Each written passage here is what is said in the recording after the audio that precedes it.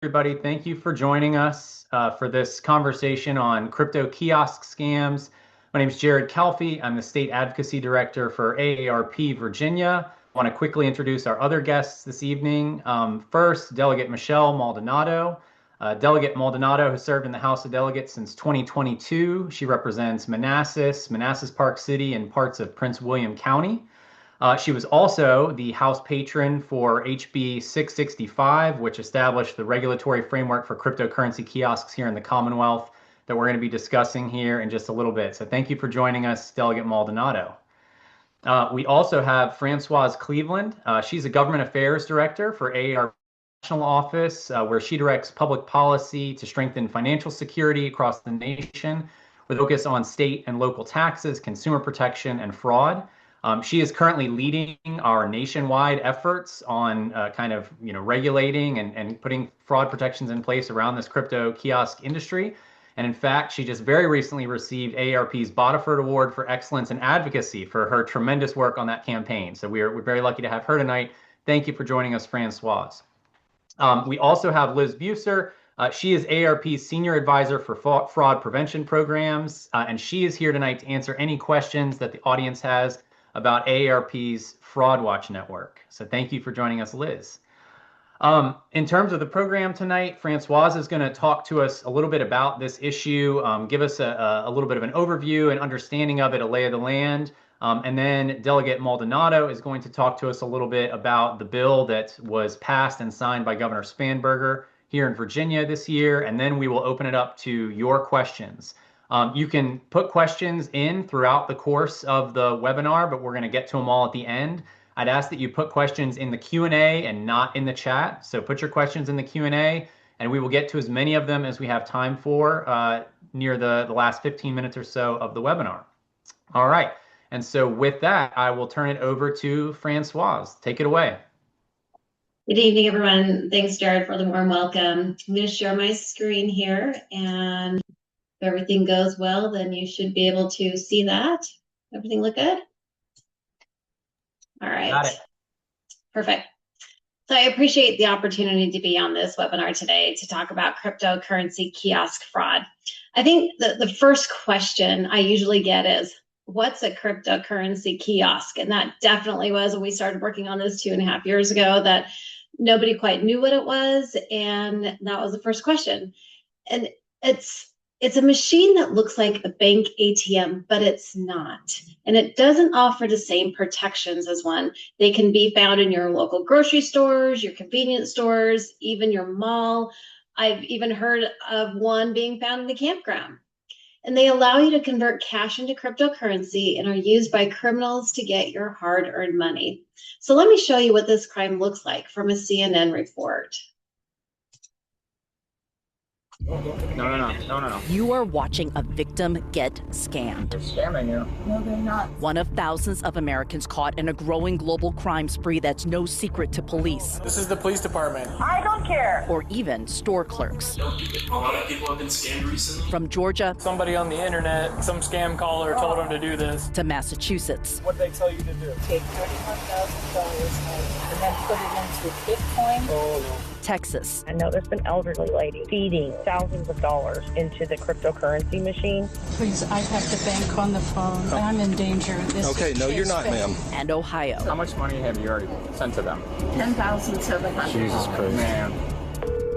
I even talked to one of these scammers. You need to withdraw $9,500 from your account. And you'll see how he tried to steal 10 grand. This is a scam. You know it and I know it. I'm talking to the reporter. In all of these cases, these machines, called crypto ATMs, become the getaway car for the scammers who prey on victims, like Gus Kaysen. That's where I stuffed them $100 bills.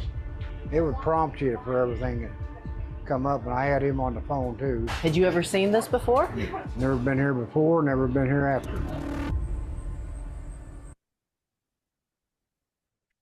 What I like about that video is it really shows that it captures the urgency people feel when they're trapped in this crime.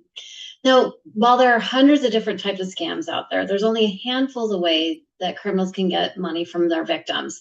The common denominator of payment type helps us to focus on an effective way to limit the amount lost. If we can target the payment method, how the money changes hands, then we can help stop that harm. So in law enforcement, when we talk to them, they said their priority in fraud is to stop the bleeding. Basically, stop the victim from losing any more money. Then number 2, recover anything you can. And number 3, arrest the bad guy.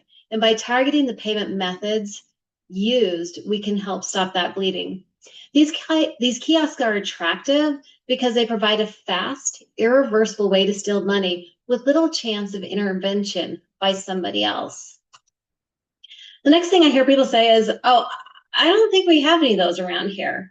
But there are more than 30,000 of them nationwide. And if you pull out your smartphone and type into your search engine, find a Bitcoin ATM near me, I bet there's one closer to you than you would think.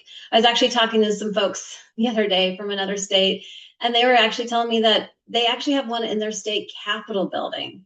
So why is this such a big issue? Well, let's first look at cryptocurrency fraud itself. The 2025 FBI IC3 report, that's where they report complaints to the FBI about fraud. It came out just a few weeks ago, and the results are alarming. Crypto scams punch above their weight. Fewer complaints, but dramatically higher losses. This chart shows what law enforcement is seeing nationwide. On the left, you'll see the number of complaints involving cryptocurrency. It's about 182,000 complaints. On the right, you will see the total losses reported, $11.3 billion in losses. And while crypto-related complaints make up about 1/5 of all fraud reports, they account for more than half of all reported losses. This likely understates the problem because many victims never report what happened. This is reported complaints and losses from Virginia. You will see that Virginia has the 13th highest number of complaints, is 11th in the amount stolen, and those 60 and older has a disproportionate amount stolen from them compared to other age groups. And that's in that last table on your right. You'll see over 30, they had about 1,100 complaints, and it was to $117 million stolen. And again, these are just what's reported to the FBI. What we know is that the amount of money stolen is just substantially higher than what's reported. So we're going to hear from Amy, and she's going to show us how the scam works. Crypto ATMs look a lot like regular ATMs. You might not even notice you've passed one in the grocery store or gas station. But the way they work is totally different. These machines aren't connected to banks. They are used by people to convert cash into cryptocurrency, but criminals are using them as a payment method in their scams. Here's how crypto ATM scammers steal millions from consumers. In a crypto ATM scam, fraudsters trick victims into withdrawing their own cash and depositing it into a cryptocurrency kiosk to purchase virtual currency that's then sent to a scammer's crypto wallet. Confusing, right? Scammers love cryptocurrency because it has the benefit of not being well understood by most consumers, and it can be difficult to trace. And while scams like this come in all shapes and sizes, they often start with a false sense of urgency. It could be an out-of-the-blue communication from what you think is your utility company, saying your account is delinquent and they are sending someone to cut off your electricity unless you can pay now.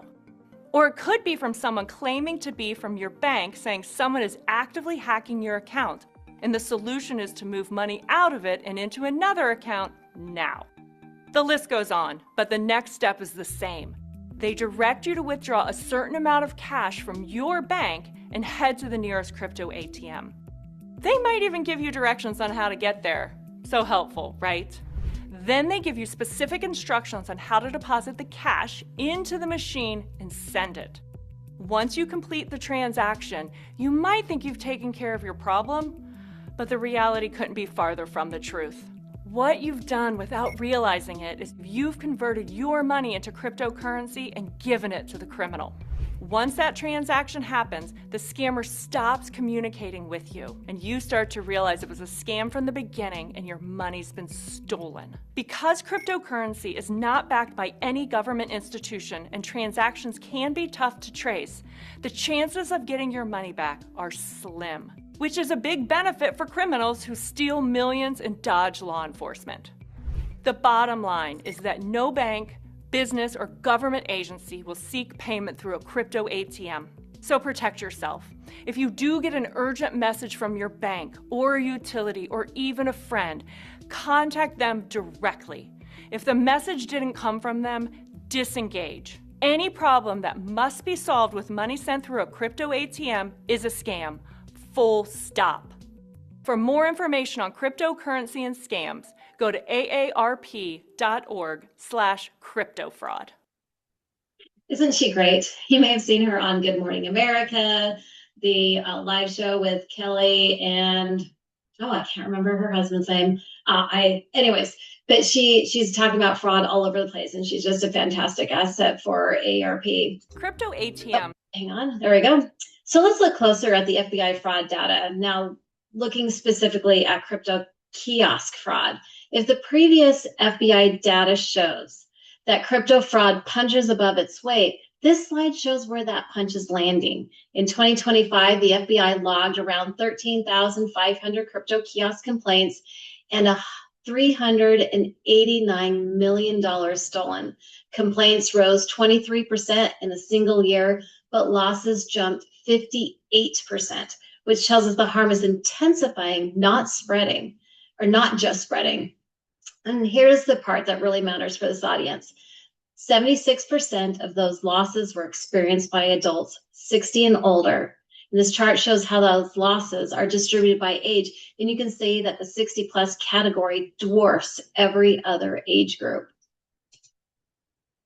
Now, we know that fraud impacts the individual and their families, but it also impacts the community. We broke down the 2024 FBI data and found that criminals stole an average of $40,000 from older victims.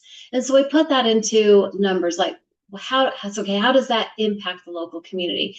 Well, they could have bought 8 years of groceries from their local grocery store. It was 9 years of utilities, 4.5 years of money that could have been spent in transportation, travel, 5 years of healthcare cost, 65 years in tithing to your local church. Going further, ATM scams are funding big crime. So it is supporting your drug operations, your terrorist activity, human trafficking, and other illicit activity. Now I'm going to take it over to Jared and talk more about the local legislation in your state. Thanks, Francoise. And to your point at the end there about criminals, I was talking to a friend earlier today about this, and he wasn't super familiar with these. And I was talking about the scams, and he said, "So what is the legitimate purpose for these? Like, who's buying crypto with cash?" And he's like, "Is it just to launder money for other criminals?" And I was like, We'll let you think about that for yourself. But anyway, I want to bring in Delegate Maldonado here and talk a little bit about the issue. So, Delegate Maldonado, when was the first time you heard of this as an issue? When did you become aware of these crypto ATMs and the fact that they were being used for scams? Well, thank you, and thank you for being here. That was I just want to say at the top, that was a phenomenal presentation, Francois. I even learned a lot and was thinking, my goodness, how do we get that in front of more people? But, we had done some work in blockchain, which is what happens when this cryptocurrency goes through the ATMs. It ultimately finds its way to this environment that is based on this technology called blockchain. And you heard in the presentation that sort of once you put it through, your chances of getting your money back are pretty slim. And that's because when it gets into that blockchain sort of environment, it's untraceable. And so we started hearing about these kinds of frauds that led to this when we were initially looking at blockchain technology. And then we heard a really tragic example of someone being defrauded.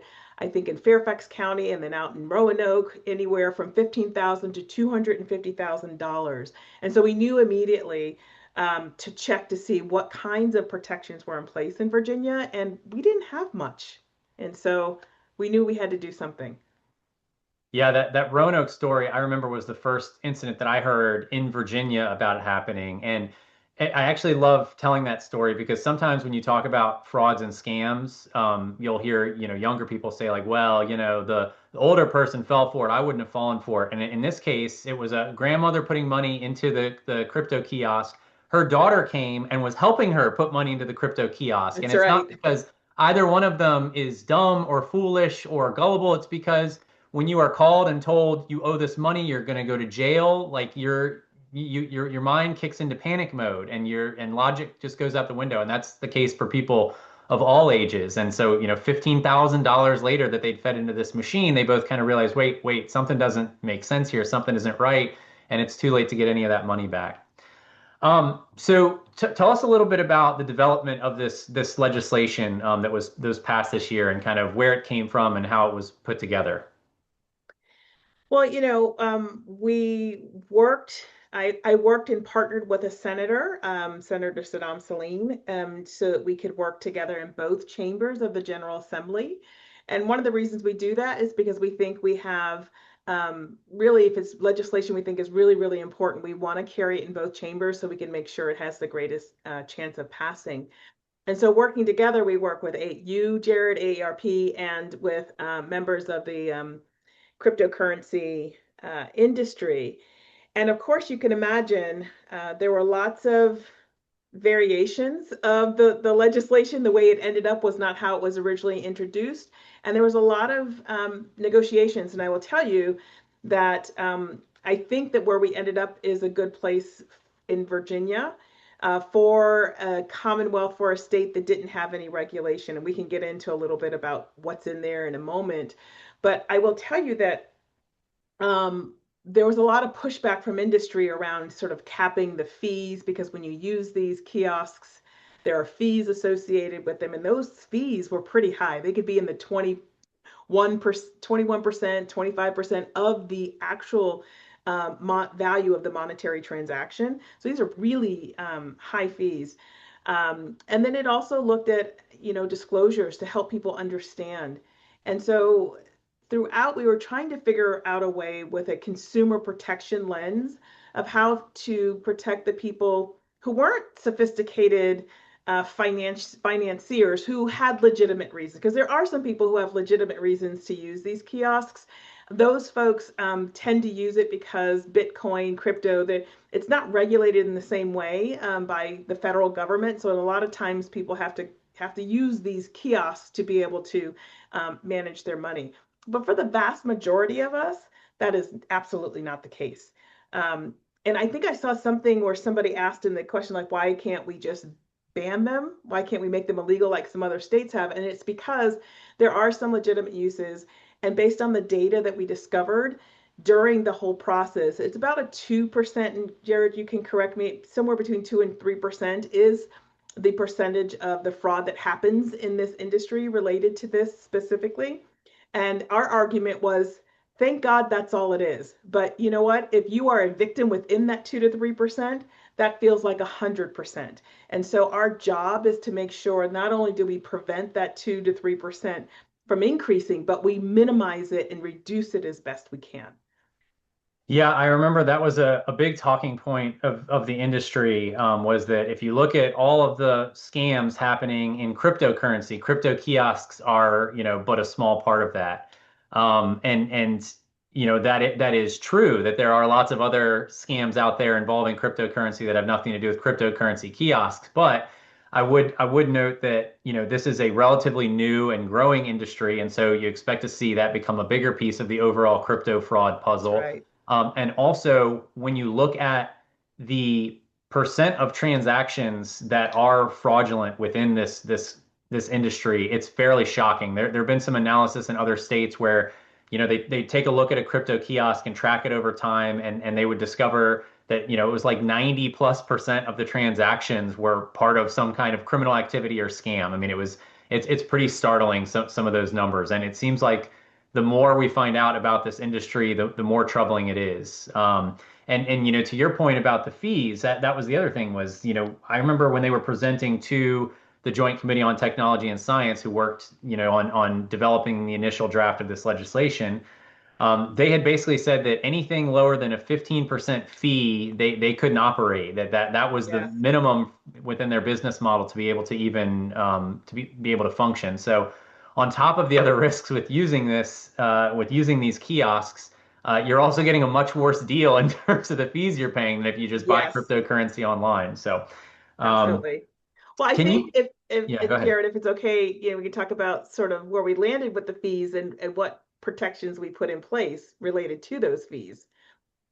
Because we couldn't quite, one of the ways that we were able to get some of the bigger protections in place for Virginians and residents who pass through Virginia that might use this kiosk was to place a hold on people's money. So sometimes if you are the victim of a scam, you may not realize it in the moment, but then you go home and your instinct, your gut starts kicking like something just didn't feel right about that.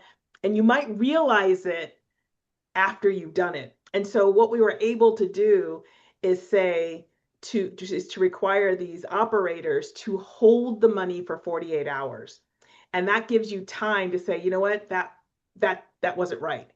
I need my money back. And so there is a mechanism to do that before it goes off to the blockchain environment and we can't trace it. They also are on the hook to reimburse the fees if there is a problem that's proven. So there are ways that we've mitigated some of the risk that's been very helpful in this new environment. Yeah, and that's a great transition into talking about some of the provisions of this bill. So HB 665, that was your House legislation on this. Can you talk about some of the? I know it was a long bill, but can you talk about some of the individual components of that bill and why they were so important? Sure. So first, I have to say, you and AARP were such incredible partners to work with on this because what we were trying to do throughout the entire process is, one, really get a better insight into the industry and how it operated and where the vulnerabilities and the abuse points were.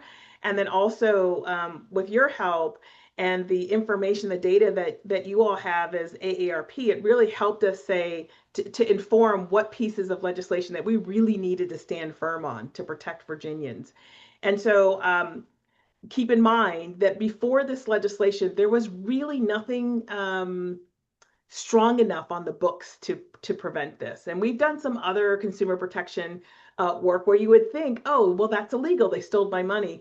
But it makes it harder when you're trying to fit it into other pieces of Virginia statute or code. This is a very clear framework. It requires every single kiosk operator to register in the Commonwealth of Virginia. It requires them to pay fees every year. They're assessed. They have to open their books. They're subject to audits. They have to work with our Bureau of Financial Institutions in their operations.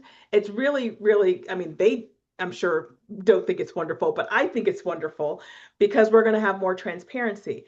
Now, one of the things that we also thought was critically important, Jared, you probably remember, is that even you saw it in the videos. People keep referring to this as ATMs, Bitcoin ATMs. In this legislation, we were adamant that we wrote into the legislation they cannot use the word ATM in any advertising or in any external communication, any way associated with these kiosks. And they were required to have multiple series and layers and instances of disclosures when somebody is using the kiosk so that they know that it's not protected by the FDIC or anybody else. When we go to a bank, we use the ATM or we go in person to the teller, if something happens to that bank, our money's insured by the FDIC or other federal mechanism. But that is not the case with crypto kiosks. So they have to disclose this. They have to get your identification each time.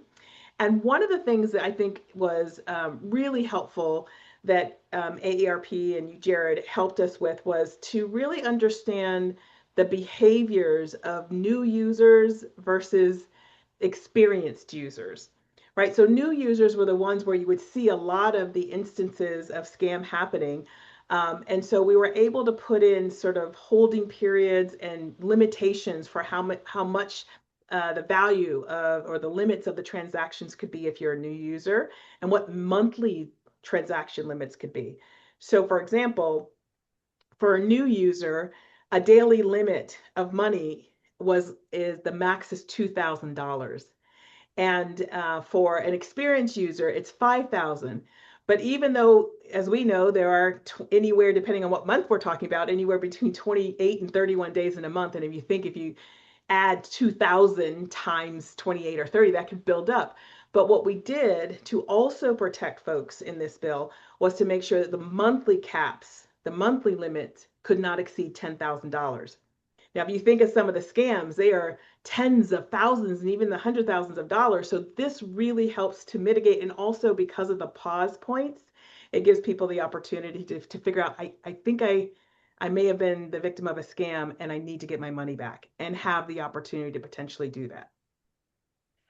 Yeah, I think you hit the nail on the head with the transaction limits for us. The holds and the transaction limits were kind of the two key things by the end. And as we were going through this, I kept thinking about these stories that we had heard of people in Virginia and other places, and I kept trying to kind of match it up to the legislation we were working on and saying, like, would this have happened if our legislation was in place? And so I think about the woman in Roanoke with the new user transaction limit, and I say, all right, well, at most she could have lost 2,000 instead of 15,000. And then I think, well, we have a 48-hour hold, and they figured out that day that they were being scammed. So that's right. They could have come back and said, they wanted a refund and wouldn't have lost anything.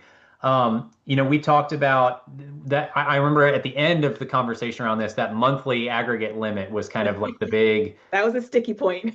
big sticking point. And the reason, at least for me, part of the reason we pushed so hard for it was because I've heard so much about these ongoing scams, like romance scams, where a person, yes, thinks they're dealing with someone who's not who they say they are. And, we've had a woman who has told her story of thinking she was in a relationship with a doctor in Iraq who was serving in Iraq for, over the course of, I think it was like 9 months. And she was sending gift cards to him and to what she thought was his daughter in boarding school. And she got scammed out of tens of thousands of dollars.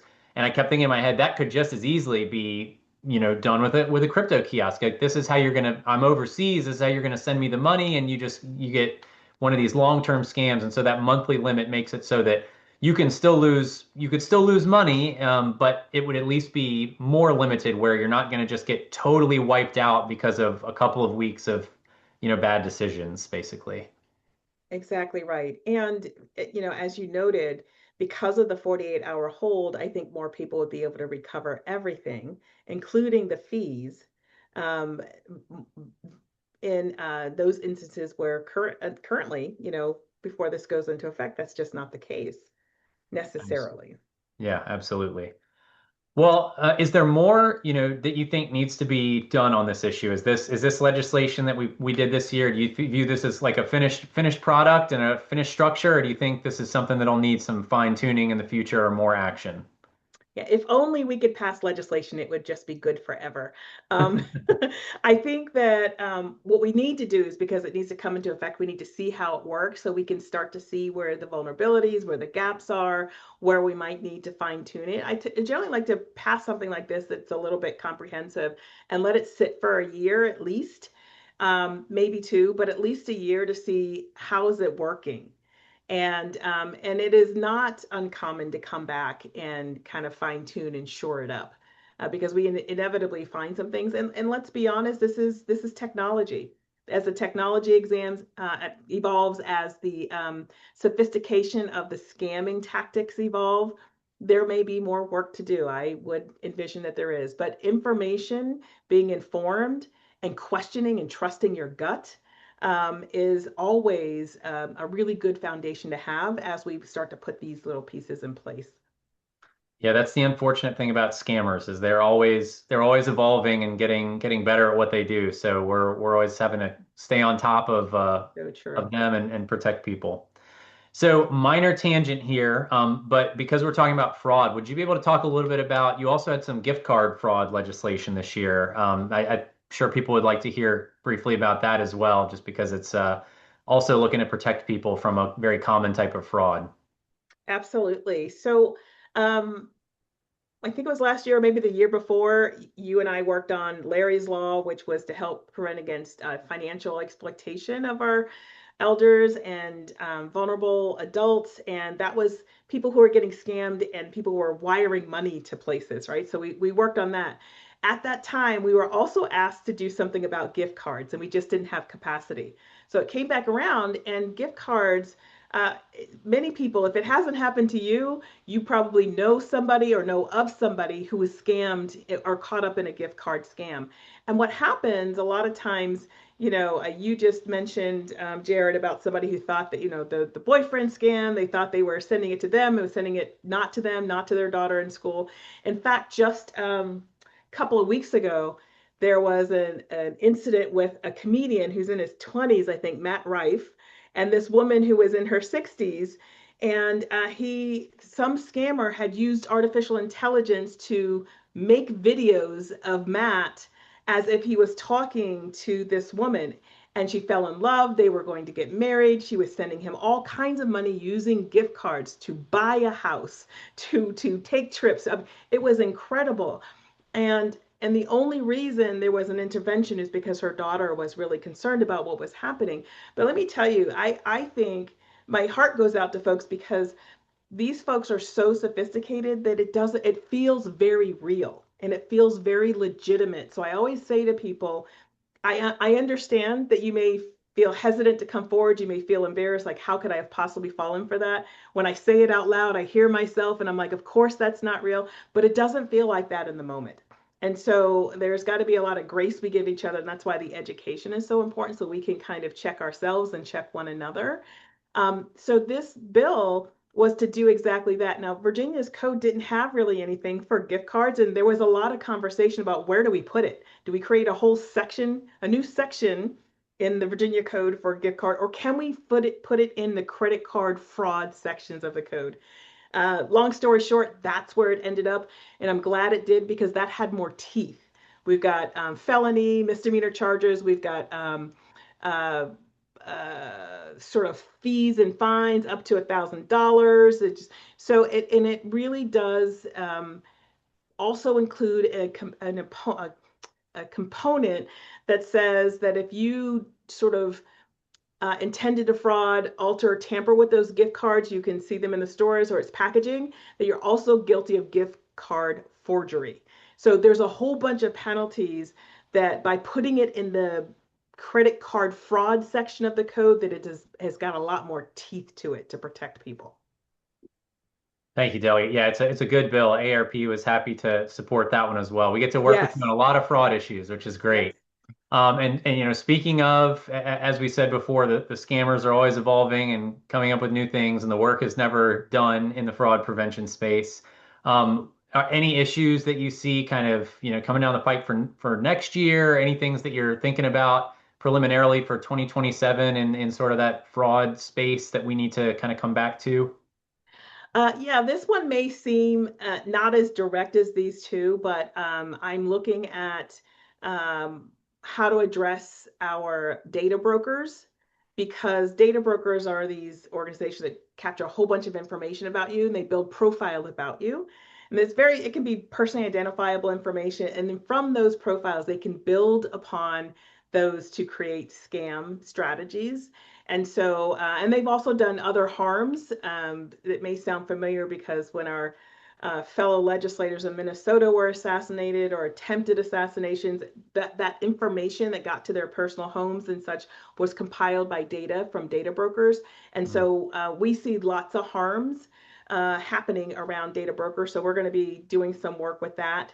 And we're keeping our eye on the previous one we did with financial institutions to see if we need to shore up. As I mentioned, we pass the law, wait for a year, maybe two, and see if there's something we need to shore up.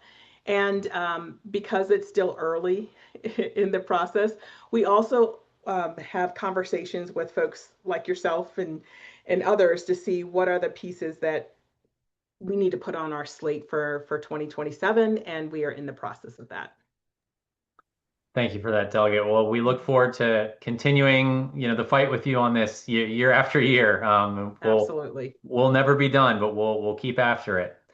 Well, great. Thank you for answering all those questions and for that in-depth discussion about the bill. It's a bill that I'm really proud of. You should be really proud of it too. I know that you are. We really appreciate all of Senator Salim's work on it. And I'm really grateful to Francoise and our national office, because I will say that, with state offices at AARP working on issues, it differs from issue to issue. Sometimes we're kind of on an island working on something. This has been a coordinated nationwide effort of trying to take care of this issue at the state level. And the support, the information, the help that we've received from Francoise and from our national office has been invaluable on this issue. And that's a good segue, Francoise, to turn it back over to you here for a minute, because I'd love for you to tell everybody a little bit about kind of the national landscape that we're looking at here, and kind of what's happening in other states, and sort of, where things may be headed in the crypto kiosk advocacy world nationwide. Thanks, Jared. Actually, I'm going to share my screen again, because I think these last maps that we have is kind of exciting to show what we've done over the last couple of years. So Virginia is part of that greater movement across the nation. In 2023, 2 states have passed legislation, California and Connecticut. And at that point, AARP started to meet with law enforcement, the industry, regulators, and victims. And we asked what would be meaningful regulatory changes, like what protections would make the most difference for victims. And we got to work writing legislative language and bringing together our state offices, our host of volunteers across the nation. We couldn't do this work without all of the AARP volunteers that go into our state houses, that talk to local groups, all of those things, bringing this information to on the ground to everybody, and just bringing that voice to the urgency of what we're doing. And the network of stakeholders across the United States to pass legislation.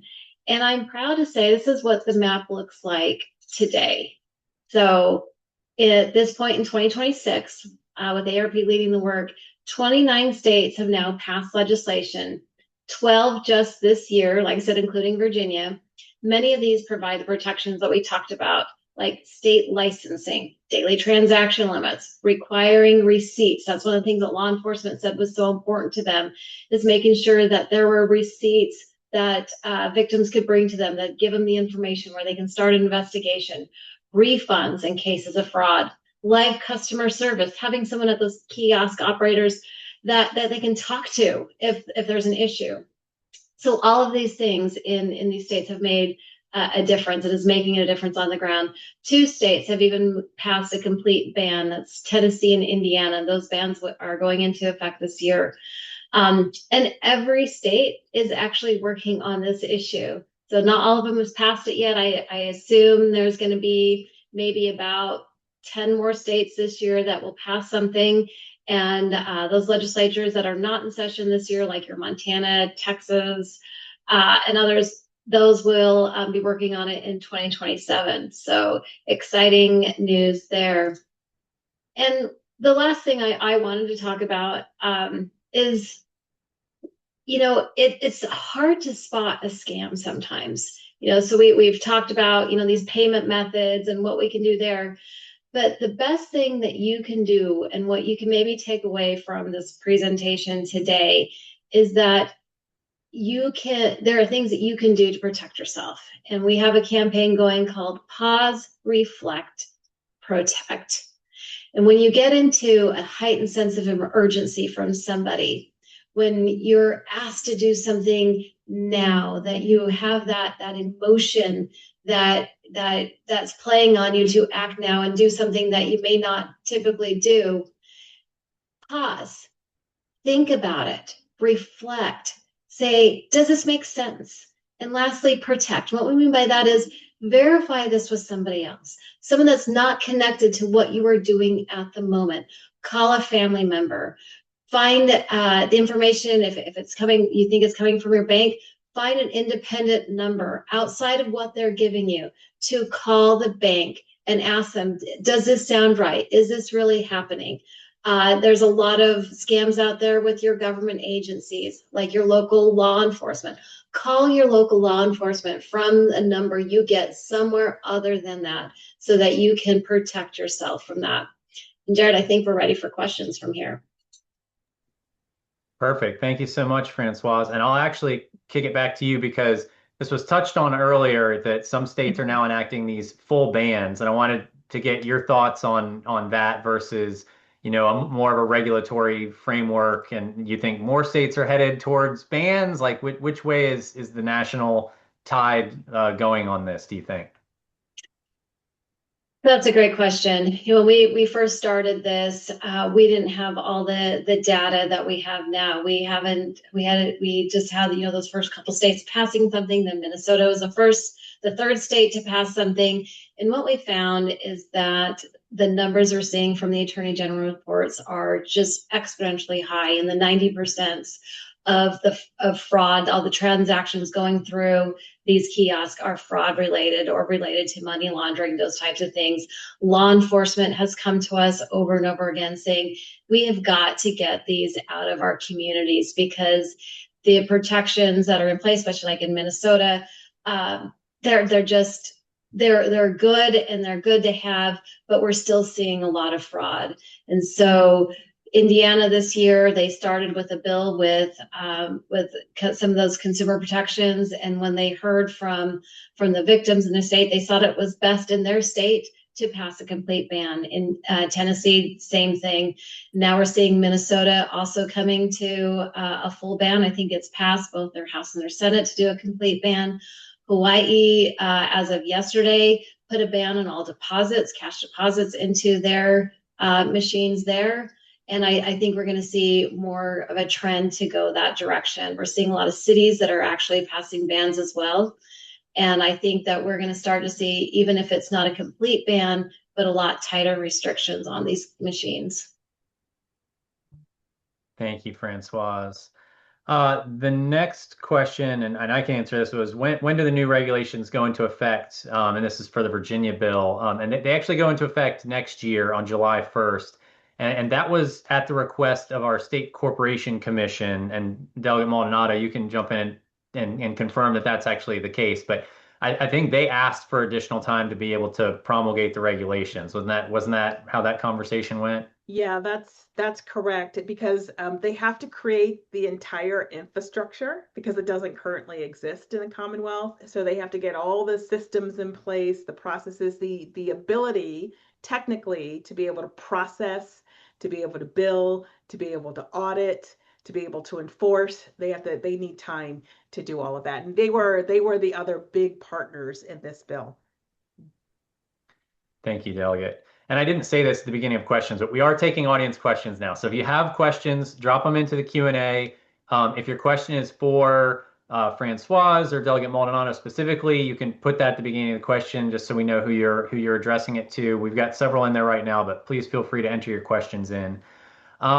Francoise, you can probably give the best answer on this one. Can you talk about who owns the crypto ATMs? Like who is, besides criminals, who is making money off of these off of these devices? Sure. So the machines are actually owned by cryptocurrency kiosk operators. So they own a host of machines across the nation typically, and they are either privately held or there's one that we know of that is publicly held, and they make their money off of fees of the transactions. So as the delegate said, they range from anywhere from maybe 18% all the way up to 50% that we've heard some operators will charge up to that amount. But I think the average is in the 20%. So anywhere between maybe 22 and 25% is an average. And then they also will charge a mining fee. And they also have a different exchange rate. So they'll actually increase the exchange rate. So you'll have your market rate exchange rate for that cryptocurrency. And then what they sell it to the customer at the kiosk, will be higher than they would get if they would have bought that cryptocurrency off the market itself. Perfect. Thank you. Delegate Maldonado, this one is for you. The attendee says, I was defrauded of over $100,000 in a crypto kiosk scam in 2024. Does this legislation allow for Virginians to get reimbursed for some of all the money that they have lost? Well, first, I want to say how sorry I am that that happened to you. That shouldn't happen to anyone, and that is exactly what we're trying to prevent. The law that it will go into effect in Virginia does not apply retroactively. Most times when a law becomes law, it's sort of going forward. But because you did lose money, you can still go to sort of seek legal remedy to see what you can recover. The challenge is that, if you recall what I said earlier, is that when the money goes into a kiosk and it's not held, it's sort of it goes to where it goes, and then it ultimately ends up in the big exchange in the blockchain. It's not traceable. It's untraceable, which is part of the reason why it's hard for even the operator of the kiosk. It's impossible for them to find out where that money is, which is why we needed the blocks and protections up front before it leaves that ecosystem. So for now, for you, the remedy would be to seek legal counsel to try and do something to recover going forward. Say if this happened after the law was passed, again, the opportunities within that hold period to be able to recover 100%, including the fees. But there's also a component in the bill that allows for the Attorney General to also, with proper grounds, to go after a company, and they could also recover something if they're finding something really egregious, which it sounds like your case was. Yeah, that is deeply unfortunate. Sorry, Francoise, are you about to say something?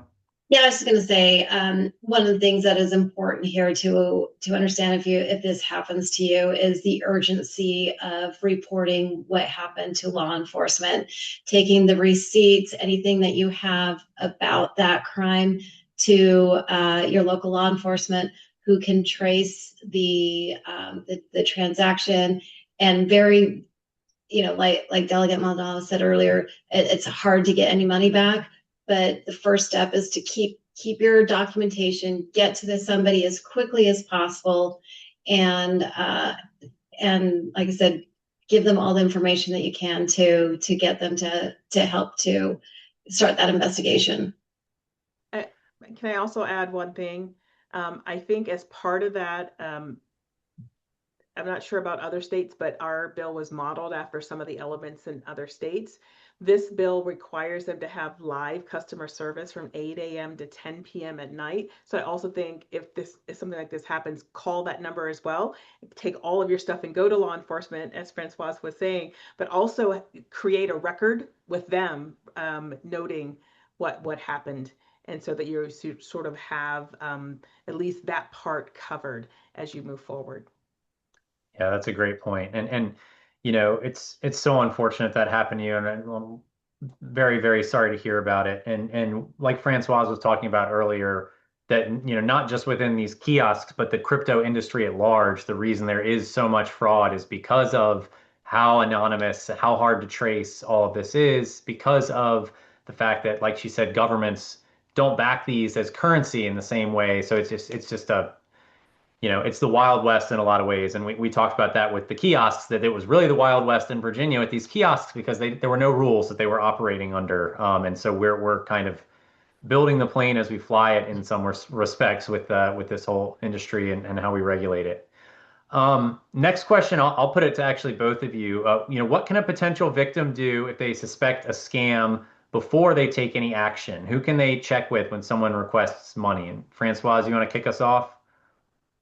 Sure. I think one of the first things you could do is call our Fraud Watch helpline and ask, have you seen scams like this? Have you, does this sound right? And we have volunteers on the helpline that can help talk you through what whether or not it might be a scam. And that's the first thing that I would do. Other ones that you can do is you can talk to your family and friends, like, hey, have you seen something like this? I know that all of us receive texts into our phones, it's like, hey, you haven't paid your toll, or just all sorts of things. We're just trying to start a conversation with you, and ask other people, have you seen this? Does this sound right? Talk it through. And the other thing is get educated about what's happening out there. Just pay attention. This is a great one too. Learning about crypto kiosk fraud and other types of scams helps protect you as well as other people around you. And what you learned today, tell other people. I have people that have told me, it's like, I wish I would have listened to you, because I'm the belle of the party. That's, hey, what do you do? I'm like, I work in fraud, and let me tell you all about all of these things. And I've had people come back and say, I wish I would have listened more, and I wish I would have talked to my mother about it, because my mother just was a victim of a scam. And had I talked to her, I think maybe she would not have lost the $10,000 or whatever it was to the scam. And that's what I want to impress on you. Just tell people, talk about it, verify. All of those things will help. I think those are, I think that's great advice, and I support that. The only other thing I would add is that sometimes the scams don't show up as strangers. Sometimes they show up as scammers impersonating family members. Maybe it's a child that's in distress, or a parent or a grandparent that's in distress. And so for those, I tell people all the time, get with your family members and figure out a code word. And, it could be a letter, a phrase, or whatever. And if they don't say the code word, it is not them. And so you can find simple ways to start it, to stop it before it begins. And I've, our family uses code words. We started that with my son when he was in high school. We started it as if you go over to a friend's house and you feel uncomfortable for any reason, you just type this into the chat. Nobody else will know what it means, but we will know, and we will come get you. So I think that all the things that Francois said, and also just remember that the scammers are sophisticated. They can make it sound like it's somebody you really love, not just some situation that you kind of fall into. So keep that in mind as well. And I see Liz put the Fraud Watch Network helpline number into the chat, so make sure you take note of that. Yeah, and if you're not looking at the chat, the number is 877-908-3360. So jot that down, pull it out of the chat. Yeah, I love the code words. My mom had a code word for us. If anyone other than her, my dad had to pick us up from anywhere ever, they had to give the code word so we knew we weren't being abducted by somebody. Okay, we got time, I think, for one more question. So last question, does the facility that has the crypto kiosk in it, like a laundromat, bodega, gas station, etc., do they make money by having it in their building? What's their incentive for hosting these things? Francoise, you're probably the best to answer that. Yes, they do. So a retail establishment will typically receive around $200 a month to host a kiosk in their establishment.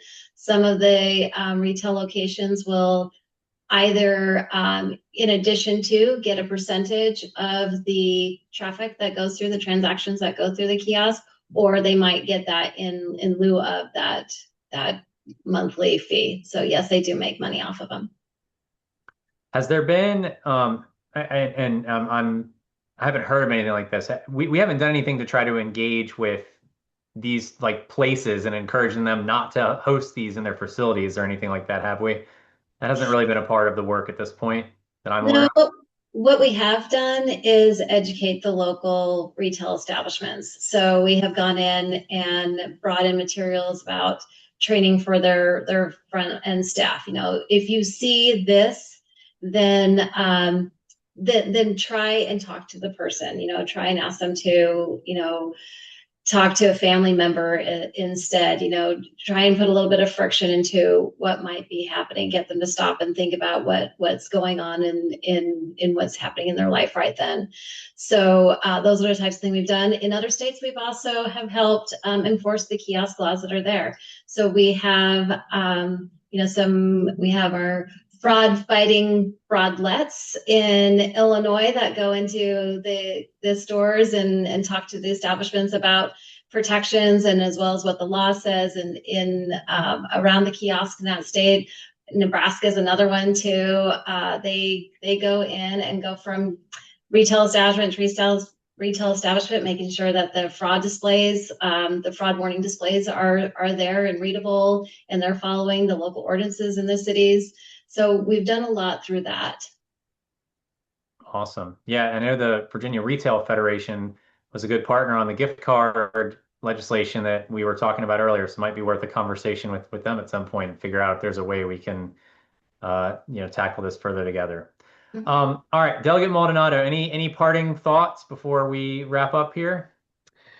Thank you for doing this. And I'm so glad that everybody who is here showed up. And the key to protecting yourself and those you love is information and education and asking questions and trusting your gut.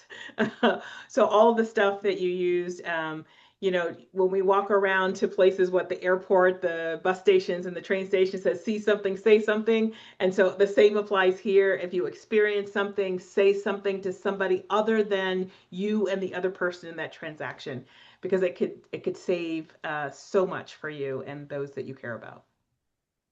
Perfect. Thank you. Francoise?